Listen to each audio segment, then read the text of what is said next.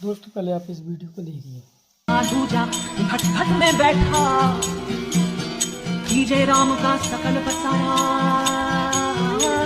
चौथा सबसे न्यारा। ये नाचते हैं, गाते हैं, ड्रामा करते हैं, ये सांग करते हैं, सत्संग, ये संतों के लक्षण है। कबीर परमात्मा कहते हैं, नाचे गाए किन्हें ना मिलिया, जिन मिलिया तिन रोए।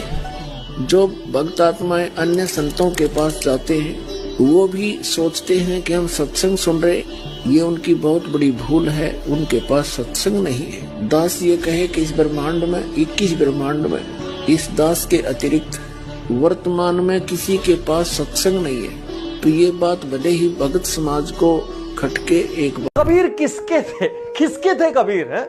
जब वो जिंदा थे हिंदू भी उनके अगेंस्ट, मुसलमान भी उनके अगेंस्ट क्यों ना होते, पूरी कुप्रथाओं की, कुरीतियों की धज्जियां उड़ा के रख देते। हर कोई उनसे परेशान था। लेकिन जब वो दुनिया से गए तो हिंदू कहने लगे वो हमारे हैं, मुस्लिम कहने लगे वो हमारे हैं। अरे किसके थे संत कबीर? वो सबके थे, वो सबके अंदर हैं। कबीर जैसी सोच को कोई सीमाओं में बांध सकता है भला?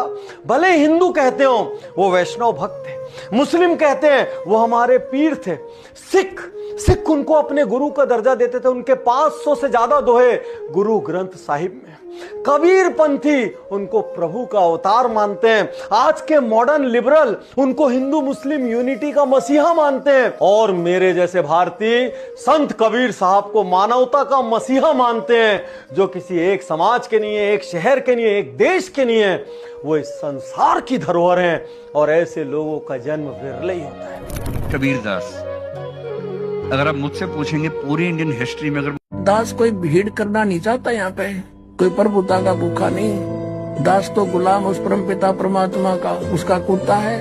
आप धनियों के लिए भौंक रहा, आपको जगा रहा है।